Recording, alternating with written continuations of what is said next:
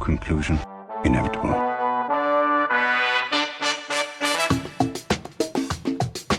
It was a jump to conclusions, Matt. My conclusion was that this idea was not a practical deterrent. My only conclusion can be that it was a Sith Lord. In conclusion. Hello there, folks. Welcome back to In Conclusion, the only movie podcast that keeps that thang on them. And that thang, to quote Anna Otto, literally 10 seconds ago, is deodorant. I'm Dan O'Keefe, and joining me as always is the aforementioned Anna Otto. Anna, how are your pits? Are they sweaty? No, Dan. And also, I'd like you to always refer to me as the never gonna be stinky Anna Otto, because if I'm caught without my deodorant, I'm dead, honestly. The never gonna be caught publicly stinky. True. In private? True. Open the doors, I might open the stink windows. in my own home. How about you, Dan? You keep that deodorant thing on you? I have the issue where my wife and I use the same kind of deodorant, and when she is running low or does not have the stick of deodorant in close proximity to her and she needs it, she'll just use mine. No. That gives me the ick so bad. Yeah. I don't know why. It's not in favor of this. I've never been like, oh boy, we should share deodorant. It's like, oh boy, we should share a toothbrush. No, it's mine. No. Stop taking it. It goes on my pits. I'm going to be real with you. Yes, I'm going to be real with you. My work deodorant is actually not my preferred kind. It is an aerosol, so that if any of the other girlies need some, I can hook them up, you know? I think you're really missing an opportunity to differentiate the two as your business deodorant and your pleasure deodorant. It's true. If you catch me smelling like peaches, it's because I am in business mode, okay? Remember, kids, Peaches giving them the business. Hey, whoa, wait! Wait! If you catch me smelling like bear gloves... Oh, is that the scent you use? You're an Old Spice? Old Spice boy? Correct, and so is my wife. She's also an Old Spice boy. And she should be. And she should be. Uh. If men's scents didn't make my eyes itch, I'd be right there with you. If I wasn't in physical pain by how you smell, I'd be a big fan. If the mere scent of a man didn't give me an excruciating migraine. Well, that's what's great about movies, and specifically the movie that we're talking about today. Because with this one, you don't have to smell them at all, but boy, do you get to see them. Yeah. Dan, go on. I want to read... We have things to say. I need to read Anna's texts that she sent me yesterday as she was watching the movie. They were so feral. They were so feral. I tried to not text you. I wanted to text you 5 more times, but I was like, I'm going to talk to him tomorrow. I better chill. Yesterday, no context beforehand, Matt Damon's pasty little body in this movie with the glasses?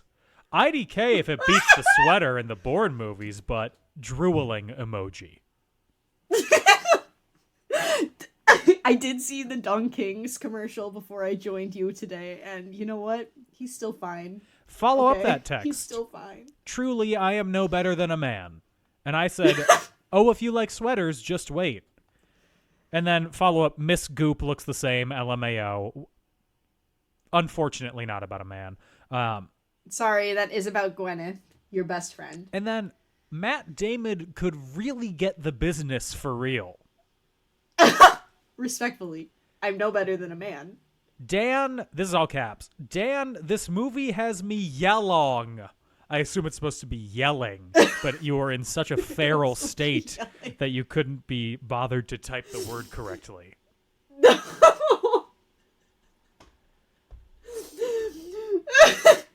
That part was not about Matt Damon. That part was about Jude Law. Okay. So just to be very clear with you right now. Anyway, whew. What a trip down memory lane. What a trip down these boys. I want to go down their memory lane. And Goop. Ms. Goop. Okay, you didn't even mention... mention... It's so crazy because... The real female star of the show. Cate Blanchett's 3 scenes. I literally didn't even recognize her. Gage was like, do you know who that is? I was like, a white woman? And he's like, it's Cate Blanchett. I was like, I thought she was old. And he's like, Anna, she was young once. She looks the same. I was like, I think it's because I always think of her. I think I confuse her with someone. Lydia Tarr, probably. They Who? look really similar. No, I think it might be Judy. No, it's not Judi Dench. Dench? It's some other. Helen Mirren? It's some other, like, really. Yes, it's Helen Mirren. Helen Mirren is 30-something years older than her. Sorry, Cate Blanchett. Let me look her up. Okay, let me do a Goog. Wasn't Cate Blanchett in Lord of the Rings? Yes. She was Kate. Galadriel, I think, is her character's name. I don't know. She's an elf. Yeah. Oh, yeah, I never seen this woman in my life. What? Are you sure? She's Because in I'm Thor pretty Ragnarok. Sure. I actually haven't seen that one yet. Okay, that was going to be my one thrown out one that I was like, surely she's seen this one. No. Yeah, I never seen this woman in my life. Okay, brief run through of Cate Blanchett's filmography. Yeah, I'm looking at all of her movies right now. The Aviator. Mm-mm. I saw Ponyo, Okay. but she was just a voice in that. Nightmare Alley. I don't know that one. I don't know what to tell you. We're working. Oh, I saw The School for Good and Evil, but I still definitely thought that was Helen Mirren Did you and Cate Blanchett. They confused me. Did you see the They look live the same to action me. Cinderella? I did not. Welp. Anyway, moving on. Never moving on. Hot Fuzz. She has a cameo in Hot Fuzz. I know you've seen it because we talked about it on the podcast. I did see it. Yes. I don't remember her in that either. Many moons honestly. ago. Okay. Anyways, the movie we're talking about today is Tar, starring Cate Blanchett. No. Oh, Lord. Hey, when we talk about Tar, I'm going to be so insufferable. That's your Joker. Yes, it is. Episode 200. I know. Episode Tar 100. Oh. God dang. Put it on the We board. can do it, I guess. Talented I'm Mr. crying. Ripley, released in 1999, written and directed by Anthony Minghella, based on The Talented Mr. Ripley by Patricia Highsmith, Okay, Slay. Book by a woman. starring Matt Damon, Matt Damon's pasty little body, Gwyneth Paltrow, I'm mortified that I Law. even said that to you. Cate Blanchett, Philip Seymour Hoffman, Jack Davenport, James Rebhorn, Sergio Rubini, and Philip Baker Hall.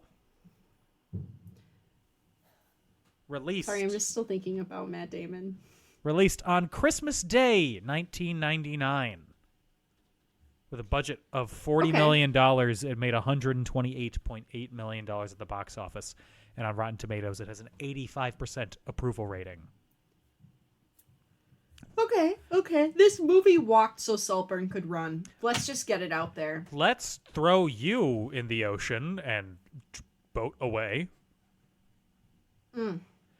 With Matt Damon's I guess unsettling so. performance offering a darkly twisted counterpoint to Anthony Minghella's glossy direction, The Talented Mr. Ripley is a suspense thriller that lingers. They really used a lot of mirrors in this movie. I'll start there, too. Hey, you know what they say? You know what specifically Jaden Smith says? What? How can mirrors be real if our eyes aren't real? What? That is a Was he tweet high from when he said him that? like 10 years ago. He was definitely high when he said that, right? He tweeted it, so I don't Right? even know if he ever said it out loud. Then he followed it up with the hashtag Cool Tape Volume 2. He was definitely high. This was nominated for 5 Academy Awards. It did not win any. It was nominated for Best Costume Design, Best Art Direction, Best Original Score, Best Adapted Screenplay, and Best Supporting Actor for Jude Law. What? They didn't give Maddie D a nom? They didn't. The nominees That's for a Best fucking Actor slap that in the year face. were Denzel Washington in The Hurricane, Sean Penn in Sweet and Lowdown, Richard Farnsworth in The Straight Story, Russell Crowe in The Insider, and America's Sweetheart Kevin Spacey in American Beauty. What the F? Listen, I'm seeing, apparently Minnie Driver just dropped an article about what she'd tell her younger self after the split with Matt Damon. Uh-huh. I think I would have been ruined. if that man dumped me, I think I would have been ruined. It would have been done. I would have never talked to another man again, and I would have moved to the woods. Yeah, I don't know how do you move on from that? It would have been done. I would have been cooked. I slapped the microphone. Sorry. It's worth it. I would have become an old mountain witch that just curses all men. It would have been over for me. And not even to mention that his wife is so Gorgina too. Like, it's just done. Mm-hmm. It's done. Yeah. It's over. Anyway, sorry. I'll try to control myself. I'm no better than a man. You're good. At the Oscars, it lost costume design to Topsy Turvy. What is that? Yep. It lost Best Original Score to The Red Violin. You know how I feel about violins. I have one in here somewhere in my messy room. Best Adapted Screenplay, Anthony Minghella lost that to The Cider House Rules, which is a movie with... I have never heard of any of these dang movies. Okay, you have heard one thing from The Cider House Rules, and it is the music in a Pure Michigan ad. Because... Shut up. The do-do-do-do-do-do, that is from the soundtrack of The Cider House Rules. Oh, does it take place in Michigan? No, it does not. It is about a underground abortion clinic in World War II era Maine. I'm back interested. Right? Starring Tobey Maguire you and lost Charlize me Theron. World War II. And Paul Rudd. Wow. I'm interested in the state of Maine. That's all I have to say. And Jude Law lost Best Supporting Actor to Michael Caine in The Cider House Rules. Oh, Michael Caine. Understandable. I assume, based on your texts, this was the first time you saw the movie. This was the first time I saw this movie. First of all, I just want to say, when Philip Seymour Hoffman passed away, I didn't know who he was.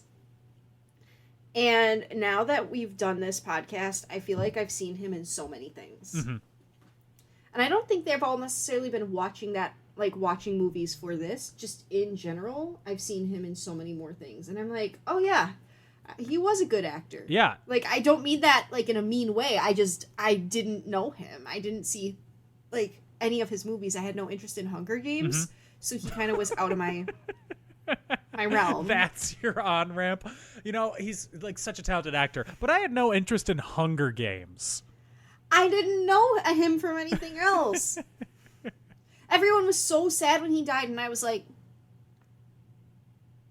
it's tragic. But now I'm like, yeah, dang, he was very talented. Yes. That's, yeah. The talented Mr. Hoffman. Truly.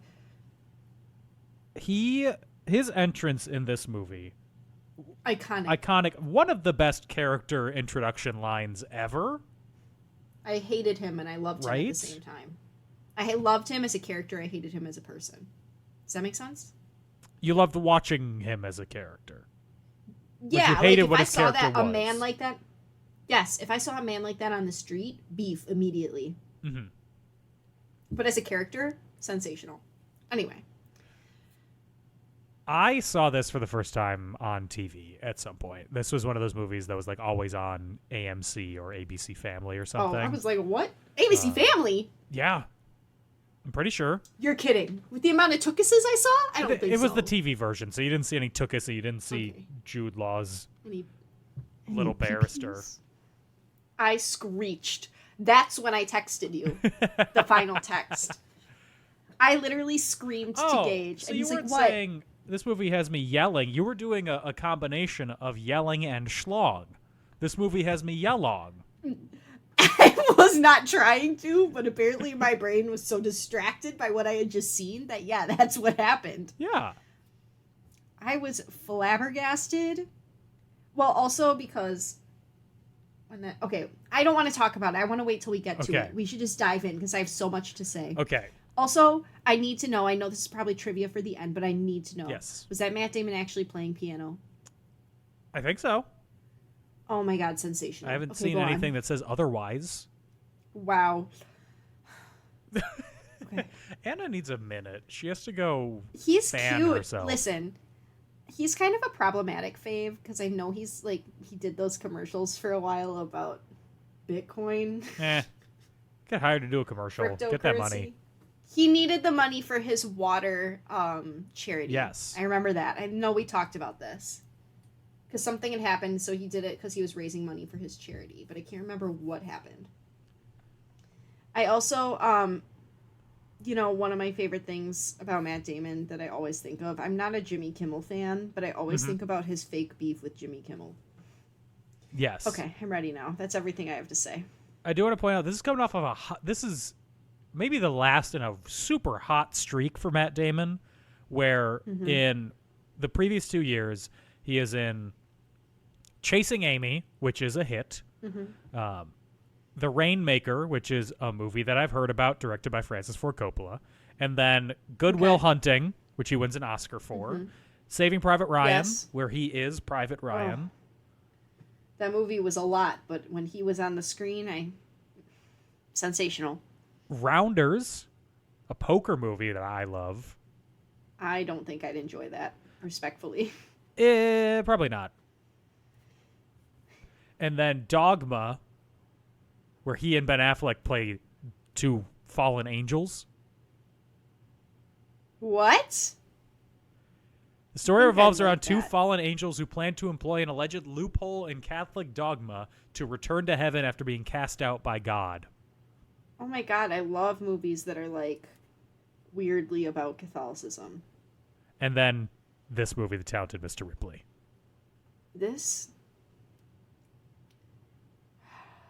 I was just shook, shocked, flabbergasted.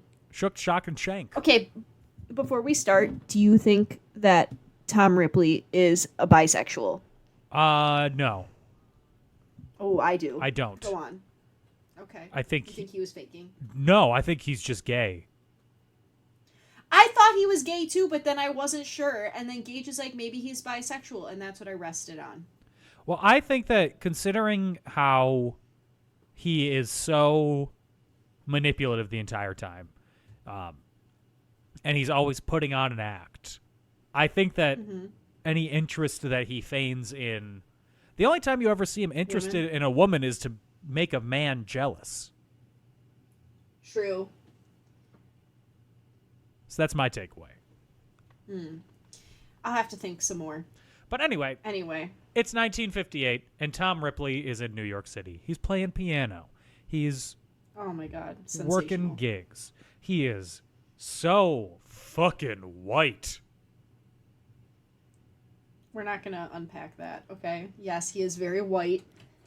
He lives in New York. It's cloudy. Well, that and also so I'll do the intro short. He gets hired by a rich dude, Herbert Greenleaf, to bring his son back from Italy because Tom Ripley has convinced his father that he was a classmate of his at Princeton.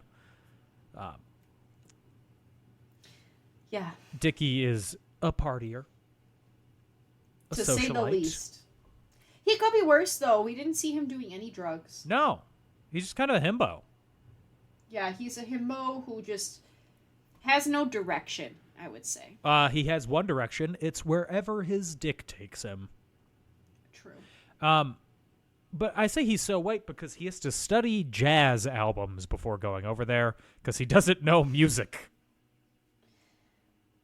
We all have our passions. His is playing piano and doing no other music interests at all ever. And imitating people. Yeah, which was weird. I didn't like that part because it was uncomfortable. What, his spot-on imitation of his father, of Dickie's father? It was creepy. So he does go over to Italy, and as he is on the boat, he pretends that he is Dickie. Actually, when he's in the terminal, he pretends that he's Dickie, just to do so. And he runs into Meredith Logue, played by Lydia Tarr. Go on. A socialite. A rich woman. Obviously, she'll not come up again in this movie. Never. That won't lead to the unraveling of his plans. But he makes it to the village of Mongebello, where Dickie and his girlfriend, Marge Sherwood, played by... That name is Ms. Goop herself. I can't think of her name right now. Gwyneth Paltrow. Gwyneth Paltrow! Yeah. Ms. Goop! I was just thinking of Jade Egg. Or Vagina No. Candle. I know her vagina candle, but you have a Goop water bottle. You're her best friend. I don't have a Goop water bottle. What happened to it? My degenerate wife has a Goop water bottle. Oh, okay. I only Just call her a making sure it's degenerate still in because your she keeps house. stealing my deodorant. And your Goop water bottles. I think actually we got rid of it because it was too small for me. Kind of I need my water bottles big because I'm thirsty. Yeah. What does Gage call his? Big He Bertha. calls it the glug jug. Jesus. He's got a 64-ounce water bottle. He calls it the glug jug. I hate that. Enough with the onomatopoeias. Speaking of thirsty for the glug jug, Matt Damon is for Dickie. He is Damn. immediately thirsting over him. I mean, how could you not? Jude Law in this movie is a sumptuous feast for the eyes. This is a point that my brother has made to me, just totally normal dude talk. Yes. He has I said hope you know, by the way, I'm Googling pictures of these actors while we talk about them. Jude Law in this movie is maybe the most attractive man has ever looked in anything ever. He looked shockingly good. He looked so good. And also his outfit that he was wearing. Men today, I'm pretty sure, would absolutely throw themselves to get that outfit. Oh to my get God, these like the looks. linen shirt that he's got half open and his Oh my God, big yes. pants. Are you kidding me? I Incredible. was like, he's serving look after look. There's nothing that can be done here. The sluttiest way a man can dress is like they're on vacation in Italy in the early 60s. Oh my God, he looked so good. He looked so good. He did. And, I'm looking at the images as we speak. This cast had no right to be so attractive. And yet, They are so attractive. This is such This a is, hot like- movie. this is hot people privilege. All of them are so sexy. And it makes me mad. Even the supporting characters. Everyone's beautiful. Yes. Anyway. I do think this brings up a point that I've mentioned previously where there are a lot of movies now where everybody is beautiful, but there's absolutely zero, hint of sexuality or anything going on with them. I think the reason everybody comes off, A, as so beautiful, and B, as even more beautiful than that is because there is the sexuality element in this, where it's like these aren't just Absolutely. beautiful mannequins. Oh, they're horny. Yeah. Yeah. And it's in Italy. Some might say the horniest country. Maybe. From an American perspective looking in. I don't know. A lot of people have been taking their honeymoons to Greece lately. Heard Greece is pretty sexy. Greece. I don't know. The only Greece I care about is the one that they tell me more, tell me more. All right, Dan. The letterbox description for Greece is just, he was in Greece. What does that mean? I don't know. What are they, Oh, what I'm are they scared. doing? This is why AI will never fully take over the world. I think, no, this is why it would, because that was a human who did that. I think it might have been AI. Yeah. Allen Iverson. Fresh off of Oh, his okay. basketball career, writing movie descriptions. Wonderful. Whenever people talk about AI, at first I picture it as professional basketball player Allen Iverson. Oh my god. Sorry, my little gasp, by the way, was because while looking at pictures of this beautiful cast, found a picture of Matt Damon's pasty little body on the beach. Mm-hmm. Do you need a minute? Anyway. No, I'm good. Need I'm a ready fan? to carry on. He was 29 when this movie came out. So he's the same age that I was. Or wait, that came out the wrong way. What? He was the same age that I am Yes. when this movie came out, which is crazy. In what way? I don't know, that he looks like such a baby. And I Okay, guess sometimes yeah. I forget that I also have a baby face. I agree. I think, I mean, Matt Damon, up until like his hair started to gray, basically always played Hey. younger. Oh, yeah. I thought you were going to say was always handsome, and I was about to throw a fist, because don't talk to me. The Dun Kings are everything. And I don't even really care for Dunkin' Donuts. Hey, I saw Oppenheimer. Don't worry. I'm still in on the Matt I Damon didn't. train. I did not see Oppenheimer, because I was sure it would be too much for me. Probably. That's why next week we're talking about all of Oppenheimer. All 3.5 hours of it. Followed that with Killers of the Flower Moon, and then Babylon again. I'm not strong enough. So, Dickie and Tom have an extravagant lifestyle together. They go out to the jazz clubs, they party, they dance, they hang out, they're having a great old time spending daddy's money. My dream. They also Not having a care in the world. They also get introduced to Dickie's friend, Freddie Miles, played by Philip Seymour Hoffman, who enters the scene hopping out of a convertible, walking past a beautiful woman and going, "Ugh, don't you just want to fuck everything that you see once?" I literally said to Gage, I was like, that line is so good. It's so good. For introducing a character who's supposed to be kind of a douche, that is such a good line. I saw this in theaters, like they did a screening of it last year. Yeah. Oh my I was gosh. gonna say, really? When you were like 3 years old? Yes, I saw this 1-year-old? when I was just before my second birthday. Yes. No, but I saw it in theaters recently. That line, huge reaction. Yeah, because it's a good ass line. Laughter, cheering, running up and down the aisle. I would have been like, cut the film. I've seen enough. This is amazing. So, Freddie doesn't like Tom. He sees there's something wrong with him. He knows he's a poser.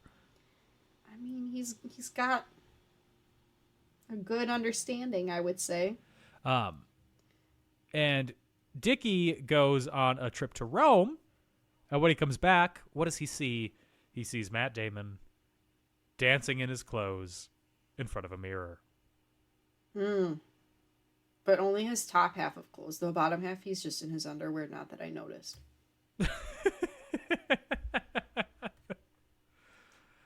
Ignoring the head, if you had to pick between the top half of Matt Damon's body and the bottom half of Matt Damon's body, torso or legs? Top. He had beautiful abs. Beautiful abs. He did.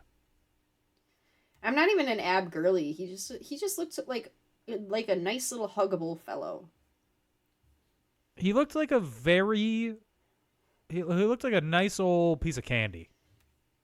Ooh. A little bit of white chocolate. Hope Matt Damon doesn't hear this. He'd be like, "This is wild." I hope he does. Hello, Matt Damon. Hello, 29-year-old Matt Damon. I assume this is him of the time here. Oh, we're traveling back in time. Yeah. I feel like the idea of a podcast would scare the 90s, but I guess we could try. Dickie also takes a bath at one point, and Tom is in there playing chess with him. The way I was sweating, I was so scared that I was going to see some Saltburn activities. I literally thought to myself, I'm not emotionally prepared for this right now. I just ate a pork chop, and it has not settled. I can't do this. This scene is, I am certain, what inspired the scene in Saltburn. It is, what if we took the scene another step? Or 5. Yeah, they took it more than one step. It was about approximately 100. And we will talk about 105 steps. Looking forward to it, I guess. But Dickie, he starts to get the feeling that Tom is creeping on him. He's getting tired of him. Dickie runs through friends like he runs Gives through him women. a show. Speaking of which, he gets a woman pregnant. Yeah. Wait, Dan, you didn't mention that there is some tantalizing action in the bathtub scene, like we said. Sorry, yes. Tantalizing action. No, it's okay. I really thought they were going to kiss or something. I really did. And you didn't? No, I did. Tom Ripley thought they were going to kiss too. When he stuck his little fingers in the water, I screamed. I clutched my pearls, and I screamed a second time. Okay, That feels now I'm ready to move on. so sensual. Not touching. It did. Being It in the felt water. intimate. Yeah. Right? Like he stuck his little fingers in the water and splashed it around. I wanted to call the police on a movie from the 90s. The morality police. Yeah, I want to say, Tom Ripley, the police are on their way. So Dickie gets a woman pregnant and then ignores her. She tries to get his attention. Classic. So she drowns herself. That was rough. That was a Rough. hard watch. Especially because she did it at a very public event, right? Like Yeah, it it was, was some cultural like event the- thing going on. it was. I thought it was a religious thing. Yeah. I don't know what it was. It was like some sort of religious cultural festival town thing, I would event. say. Yes. Yeah, And then they find her body. and they were all in the water. It's a very intense scene for a movie that is not very intense. Yeah, I think it was really hard to watch because there's that one woman who was like screaming, and she runs out into the water. And like, obviously, I didn't know if it was her mom or her sister or whatever, but that was definitely like a loved one. And it was just so hard to watch. Oh my God. Phew. That one was tough. Hard watch. So Tom promises to Dickie that he will keep it a secret. Now he's got something on him. Tom's got power. And he's got even more power when Dickie's dad cuts off the money so they can't go to Venice. And he's like, I'm tired of you. We should break up. But let's go to San Remo. Love doing that. To be honest and to be fair for Tom, Dickie keeps leading him on by like taking him to do shit. That's true. He's like, I'm tired of you. Shall we go skiing? I'm tired of you. Let's go to the jazz club. Listen to these records. Yeah. Like, does he think somebody else is gonna just take him off his hand? I don't know. Something about it feels off to me. I think he kind of sees him like a dog. Like he feels guilty about abandoning him. I've never felt guilty. Well, I do feel guilty. I'm going on vacation tomorrow, and I will be crying as soon as I leave Jester behind. So the But it's because I love her, not because I dislike her. be crying. I don't know anybody who cries when they leave someone they dislike.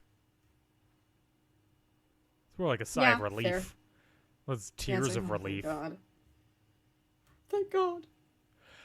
They're on a little boat in the middle of the water. It is beautiful. I need to point out, It's beautiful. everything in this movie is beautiful. It's Yeah. Italy in the 60s, so that's beautiful on its own. The way it's shot, gorgeous. The people, gorgeous. The outfits, gorgeous. The frame, like, I just like all the shots. Their use of like unique angles. Like, there's so many shots of scenes.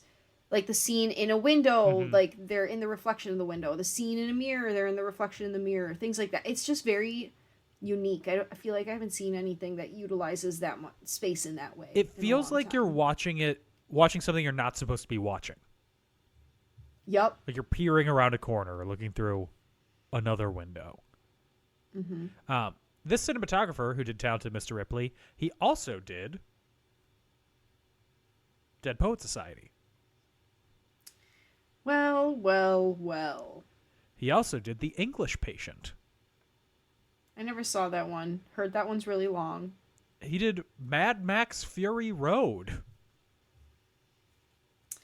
Don't really know anything about Mad Max. Besides the cars.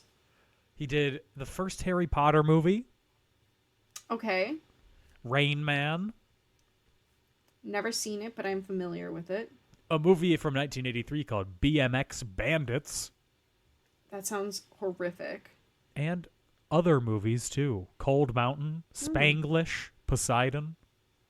The Jake Gyllenhaal Prince of Persia movie. Oh my God, throw it in the trash. So they're out on this boat. Again, Dickie is like, I'm tired of you. He's going to marry Marge, the aforementioned Gwyneth Paltrow. Yeah, I feel bad for her in this movie. I said to Gage, I was actually shocked. I was like, I forgot that Gwyneth Paltrow is actually a pretty decent actress. Yeah, right? Academy Award winner Gwyneth Paltrow. Yeah, I was like, oops, I forgot she's not just crazy selling candles that smell like her vagina. My bad. Well, it's that, and then anything that she's been doing in, like, Glee or the Marvel movies, she's barely acting there. I can't believe you just brought up her Glee stint. Oh my god. Cringe. Holly Holiday in Glee. Oh my god. And she sings the famed CeeLo Green song, Forget You. Tom swears that they have feeling for each other. Tom is like, no, you're into me. I'm into you. You're just afraid of it. They get in a tussle. They get in a fight. I'm sweating. Get me off this boat. Hard watch. I was ducking, honestly. Tom swings an oar and kills Dickie. The scream I scrumped, to be honest with you, that cut was fucking brutal, man. Yeah, right? Whatever they did for the prosthetics for the, like, injury on his head. Horrifying. Terminator-ish. Yeah, it was really scary and gross. Like, when the blood wasn't coming and then all of a sudden it just was like an open pore. That'll haunt me for years to come. With the yin of pasty, buff Matt Damon comes the yang of the pouring blood out of Jude Law's head. Honestly, traumatizing. So, he dumps Dickie, and then he takes his belongings, scuttles the boat, but then he realizes, oh, wait a second. People think that I'm him. I know what I'll do. I'll be him. Aside from Marge and Freddie, no one else knows that I'm not him. This is where it got messy. He's a messy bitch. Truly. He's a sassy little messy bitch. Skinny, pasty, little sassy, messy bitch. So he writes a letter to Marge and saying that, you know what, sorry, Marge, Dickie's gone. He's moved to Rome. Peace out, Girl Scout. He gives her the perfume. I was crying. Right. And then yeah, his plan, he goes to Rome and he's like, oh, how do I cover this up? I know. I'll check into 2 different hotels. One is me. But one is Dickie. I was just going to say, honestly, Marge kind of dodged a bullet, though, because if he was cheating on her while they were dating, he sure as hell was going to cheat on her when they got married, so... That's for the true. best. But she would have had the money died, at that least. They broke up. I guess, but at what cost? He still sucked. I guess that's what I always wonder. If you're with somebody and you know that they cheat and they know that they will likely keep cheating, but you stay with them, do you do it out of delusion? Or do you do it out of being fine with it? I guess, like... Now, this is not how I would actually react, so take this with a grain of salt. But I guess my thought is, like, so are you just going to, like, open the marriage and just stay for the tax write-offs? Yeah, right?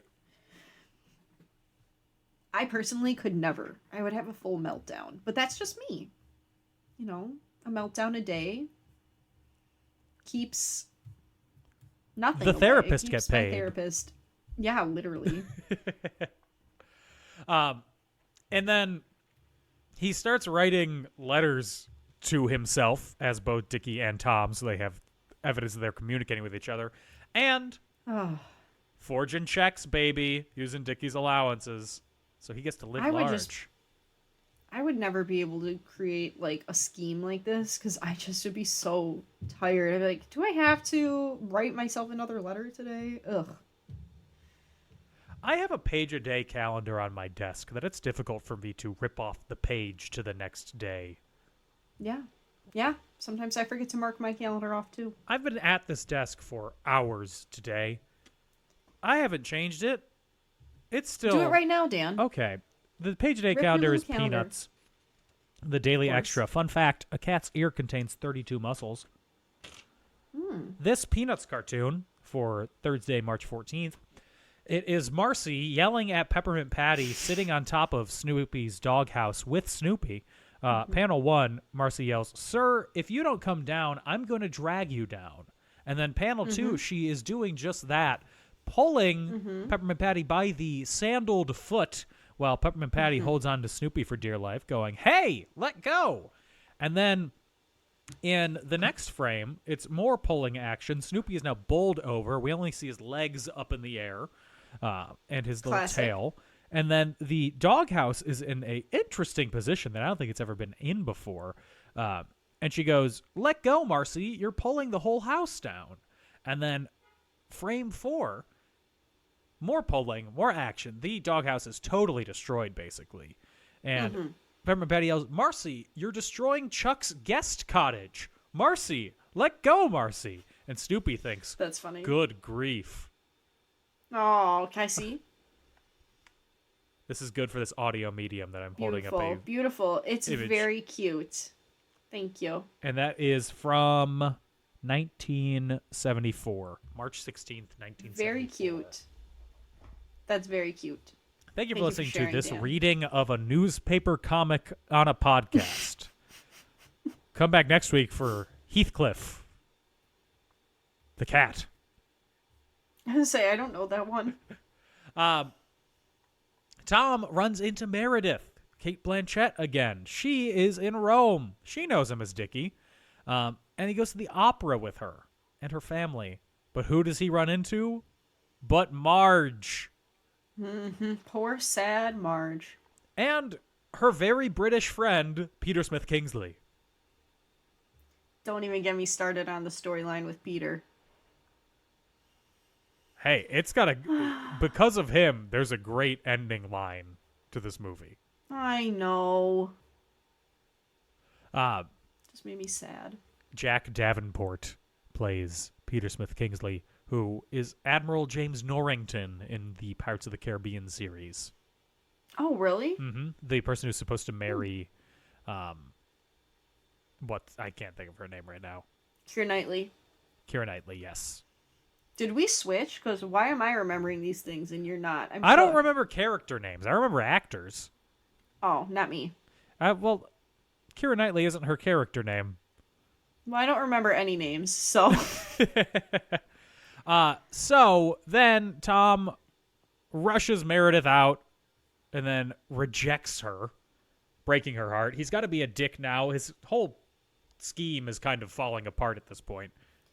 I would be so stressed if I was him. The way he has to part his hair back and forth. Ugh. Right? Too much work. Part his hair back and forth. He goes out there. Meredith's family's in like some rich-ass castle on the outside of Rome. Too much to do. Too much to keep track of. Freddie shows up to the apartment that apparently Dickie should be in, but Tom is there. And then the landlady commits the sin of calling Tom Dickie. Dickie! How does she says it in such a cute Italian Dickie! accent. I love it. Yeah. She's like so excited to see him. She's so Nona, but unfortunately, she blew his cover. You know what? I think that's going to be the next TikTok trend. Oh my God, you're so Nona. She is. She's Nona coded. Nona coated is my favorite pharmaceutical drug. Oh. Yes. So Ripley beats him to death with a bust. Yup. He busts him to death. With a bust. Oh, he bustin'. Mm-hmm. Thanks, Gen Z. That was the whitest thing I've ever heard you say. Yes. I'm hip with the youth. Sipping tea for real. Period. Idge Bowl. There are two acronyms that I keep seeing on X, formerly Twitter, that I keep getting so confused by. Idge Bowl, IJBOL, which is I just burst out laughing. I hate that. I'll always use LOL. Yeah, and then oomph, OOMF, which people are just shortening one of my friends to oomph. Yeah, I'm not going to do that either, but I've heard that one. Because I read it, and it's like, when one of my friends goes wild at the club. I don't think I've ever seen a tweet that says that, but when oomph goes wild at the club, who's oomph? Like an Oompa Loompa? Yes. when my Oompa Loompa friend goes crazy at the club after working a 12-hour shift down at the chocolate factory. Oh, you think their shifts are 12 hours? After 18 leaving plus. their indentured servitude at the chocolate factory. So the police find the body and they question Dickie, and then he forges a suicide note for him, claiming responsibility. That one was for Freddy's crazy. death. That one was crazy. Yeah. He's getting questioned. For some reason, the detective suspects him, but not hard enough. He's like, maybe. We'll see. This is how Italian justice works. It's very slow, and nothing happens. Oh, man. So then he goes to Venice, where he runs into Peter again. And then Dickie's father arrives with a private detective. That was a jump scare for sure. Yeah. He arrives with a private detective played by Philip Baker Hall. And Marge finds that Tom has Dickie's rings. He did not come up with a... First of all, he tried to drop the towel as a ploy to distract her. We all know it. We all saw it happen. We all watched. He wanted to show off his talented Mr. Ripley. Yeah, well, not that talented if she couldn't get distracted by it. No, she has the power of jewelry. Mm-hmm. The power of love. But right before Tom can kill her, which seems like his way of solving problems. Oops, backed into a corner. Somebody grab me a bust. Literally. Or an oar. Oh my god, his hand bleeding through the robe. Mm-hmm. It was so nasty. And Peter not even caring. Peter just going along with it. Yeah, he's caring. He's a caring partner. Peter was blinded by the talented Mr. Ripley. You know what I'm saying? 100%. For sure. I would be too. Me too. Yeah, you get it specifically. Unfortunately, I think I would have passed away in the moment. Unfortunately. And then as a ghost, I've been like, crap. Oh. Man. Dang it. Was it worth it though? Like Ghost, you'd be like, maybe. So they get questioned by the private detective, and basically the detective is like to Marge, "You're stupid. You're done. You're crazy. Yeah. You're getting nothing." That's when I remembered it was a period piece. When they started just crapping on her. And they're like, "Nope, Dickie killed Freddy, and then he killed himself. That's what happened. That's the story." Very sad. How very sad for and everyone. Then they intend to bequeath a large portion of Dickie's trust fund to Tom to reward his loyalty and ensure his silence. Yup. I don't remember what the first line of the scene is where they're talking to Marge, but it's something so absurdly patriarchal. Oh, it is. I can't remember either, but I think it was like something about essentially being like, "This isn't for women. Get out of here, toots." Like, yeah. This is men's talk. Like, your delicate composition might die if you hear this. Literally. You can't hear this. You're already in a state of hysteria. I think they did say something about hysteria. Probably. It was very, very rude. So, Tom's free and clear. He gets to live Dickie's lifestyle. They go on an ocean liner to Greece with Peter. They're lovers. Guess who else is on the boat? Dang. If it isn't Ms., not Helen Mirren. That's right. Lydia Tarr. Mm-hmm. Popping up. He kisses her. He's going to talk to her later. Yeah, right. Peter sees this, though. Uh-oh. More drama. There's only a matter of time before they run into each other, but he can't kill Meredith. She's with family. They would miss her. Mm-hmm. Amen. And then he apologizes to Peter for lying to him. And then as he is writing his journal, I think, we hear him reading it as he's writing his journal. Tom is this, Tom is that, Tom is wonderful, loving, caring, confusing. Oh, that one made me cry. Tom is beautiful. Tom is this. I was out here sobbing. I was like, he wants to be with you, but you're just going to kill him. And then Great. Tom is crushing me. Oh. Tom is crushing me. He strangles him, goes back to the cabin. Boat sails away. Very sad. And that's the talented Mr. Ripley. Oh. Beautiful. What a picture. I liked it. It's fun. It's just a fun movie. I don't know if fun is the word I would use. It's a blast and a half. It's like a summer camp. Sure. I don't know what kind of summer camps you went to. It's fun They're in the clearly same way different that, from like, mine. this is, like, elevated One Tree Hill. It's so melodrama and, like, absurd. This is kind of Riverdale, yeah. Yeah. But, like, okay, compared to Riverdale is, like, dollar store. Riverdale is Riverdale, yeah. Hey, yeah. But hey. What? Nothing. I just enjoyed Riverdale for a while. Until it got crazy. It's fun. It's all the performances are really good. It's basically two movies in one. Yeah. The first half with Jude Law and then the second half with Peter Smith Kingsley. Mm-hmm. Not going to say a downgrade, but kind of a downgrade. He's great actor, great performance, but just as a character. Dickie's so fun and fancy free, and Peter Smith Kingsley Dickie is like wild and unhinged. Yeah, Peter Smith Kingsley. He's too loving, too caring, too good for this world. Truly, he's too nice. It made me cry. And I think that we talked about this before, but the way that this is shot, it's so beautiful. It's a feast for the eyes. Good soundtrack, a feast for the ears. Yeah. I think it's beautiful. It's just beautiful to look at. The costumes are beautiful. Similar to me watching Rudy and wanting to live in 1960s Notre Dame. I want to live in 1960s Venice when I watch this. Are you kidding me?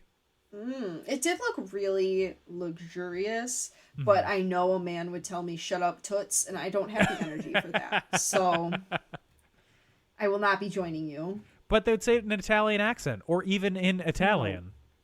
No, I don't care. You can't call me toots in a different language and think I'll be okay with it. Toots! No. Shut up, Thumbs toots! down. Oh, no. It's still kind of fun. It is fun, but not Try on saying my it. watch. No. Shut up, toots! Oh my god. I'm gonna start doing that. You're gonna get me I'm gonna get beaten because I'm gonna be harassing people on the street, going, "Shut up, Dan's toots!" gonna catch a case. Dan's gonna catch a case. I'm gonna catch It's an over. oar, a bust, a hand. I'm done. Cooked. Audiences, when this came out, gave it a C+ on C+? Cinema Score. Did they not realize they were seeing something beautiful and like a good piece of art? Right? I guess the average viewer doesn't love art films. This isn't even an art film. It's so soap opera-y. It's just a well-made soap opera. These aren't the same people who watch Days of Our Lives. That's but true. it is. Yeah. I don't know. That's a low rating, if you ask me. Yeah, I agree. There's only some trivia here. So originally, the scenes that are shot in New York, they were originally shot in Rome to be New York City, and then they were like, this doesn't look like New York, so they just reshot it in New York. No offense, but those two places look entirely different. At the jazz club, Matt Damon actually sings My Funny Valentine. That's his singing voice. I knew it, because I said to Gage, I was like, do you think him actually singing? He's like, well, he sings in that one movie, and I was like, you're right. You're right. Do you know what one movie I'm talking about? Euro Trip? Yeah, that's the one. But that's not him. That's Lustra. That's not him? So it is an actual person singing in that movie, not him. Yeah, it's the band Lustra. Fun fact about that movie, which I've never seen, a kid in my high school whose name was Scott used to sing that song 24/7. And I had no idea what it was from or what it was. Uh-huh. But so he was just going, I don't know that my girlfriend is flagrantly cheating on me.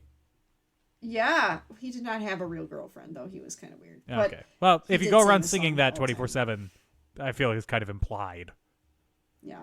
Sorry to put him on blast. Sorry, Scott. We love you. I'm sure he's grown up since then. We were not close when it happened. I don't really know him, but yeah. Sounds like Scotty doesn't know. In this piece of trivia, I find absurd based on what they look like. Apparently, Matt Damon lost 30 pounds to play Tom. If that's the case, he was jacked. And Jude Law gained weight? Oh. This feels incorrect. Right? It feels like it would be the other way around. Because Jude Law is a beanpole. He is. He's so skinny. Like, I feel like any skinnier and he would have looked sick. Maybe he put on some muscle. Maybe he was just maybe they were both up in the gym. Yeah. Because Matt Damon's not exactly a skinny guy. Like, he's not fat, but he's not skinny. No, he's kind of stocky-ish. He and I have similar-ish body types and the same size hands. Okay. And you're both pale. Yes. I don't have his physique in this, but I mean, we have, like, similar shoulder size and stuff like that. Yeah, no. I get you. And faces. People see me and they see Matt Damon and they're like, I don't know who's who. I, no offense, have never had that issue. Oh my gosh, but, Will Hunting? Sure, Dan. Is that you? Yup. Are you Jesse Plemons? They say to me, and I say yes. Oh my god. Jude Law also broke his rib when they filmed his death scene in the boat. That doesn't surprise me at all. They were going at it. Yeah. How did he break it? With the oar? Did somebody accidentally hit him? I assume he hit the side of the boat. Owie zowie. And those hurt too. Yeah. That's hard wood. Yeah. Reasons why I would not be a good actual professional. If I so much as stubbed my toe during a scene, it would be over. I'd be like, cut! I got a boo-boo. Paper cut. Stop I fell filming. at work one day and just laid on the floor because I didn't know what else to do. So Jesus. It was, you need that was a rough, life okay? alert. I fell and I just was like, I'm just going to stay here for 2 minutes. And then I got up and walked away. I don't think we have cameras in the basement, but if they do, somebody's got film of me laying on the floor at my work. So Anthony Minghella, the director and writer, his movie before this was The English Patient, which won Best Picture, and he won Best Director for that. But he wanted to cast Tom Cruise as Tom Ripley. Absolutely not. He would have the manic part down. Yeah. And the intensity. Yeah, because he's wackadoodle. Yeah, but then also considered Christian Bale. Okay. I think 2 put together for this. Leonardo DiCaprio. He would have been a good choice. And I think most interestingly, Edward Norton. Oh.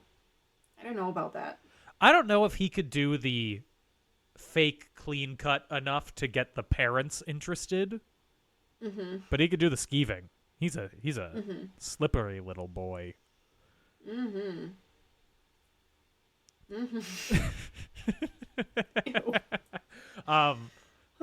Speaking of slippery little boys, Anna, would this movie be better or worse or the same with Jonathan Taylor Thomas as Tom Ripley? Oh, that transition made me want to take a shower. I hated that.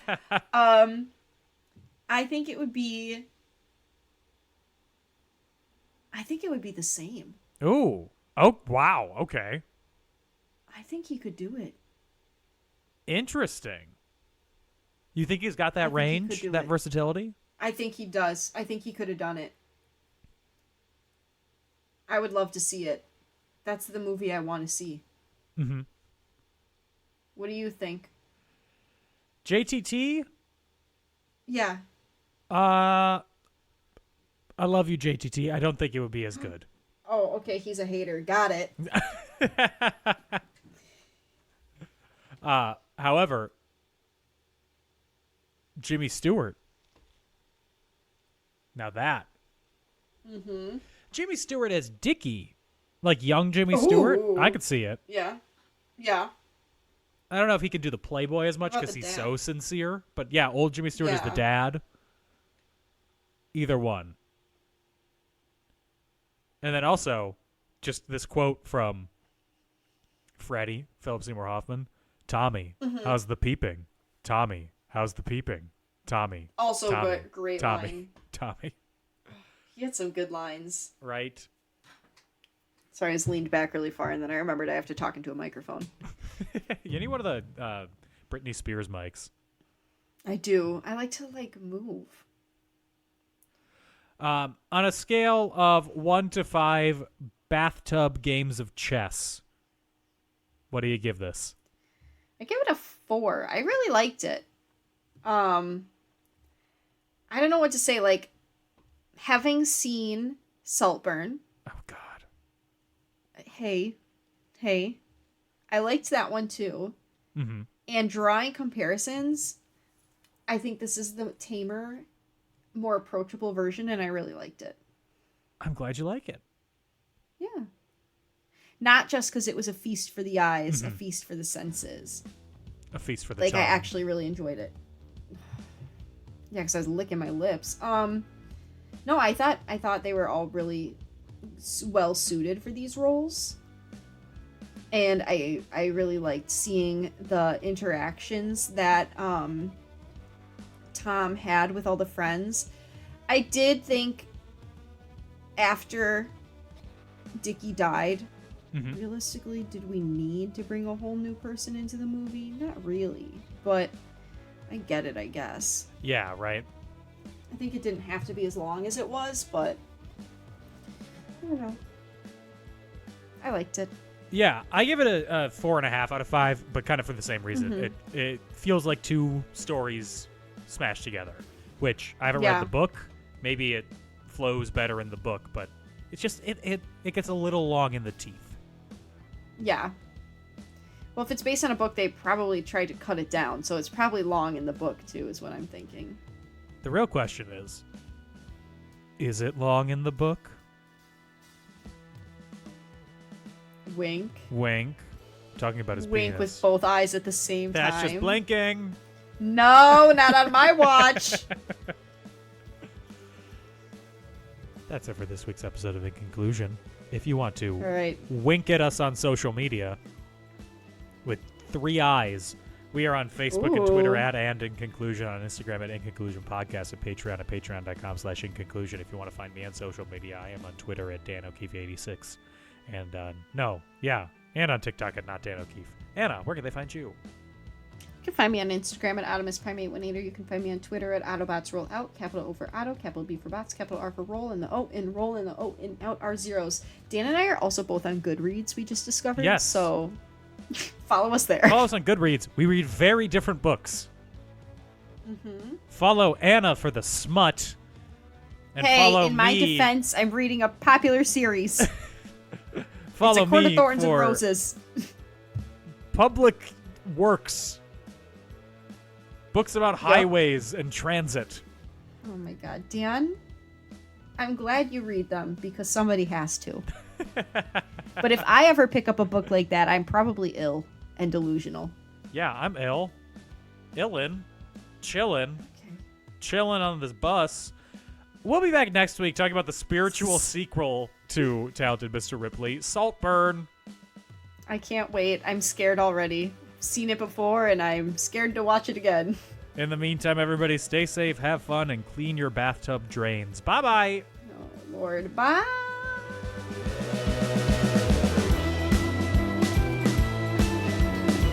This book, I feel like I'm gonna catch an STD from reading it.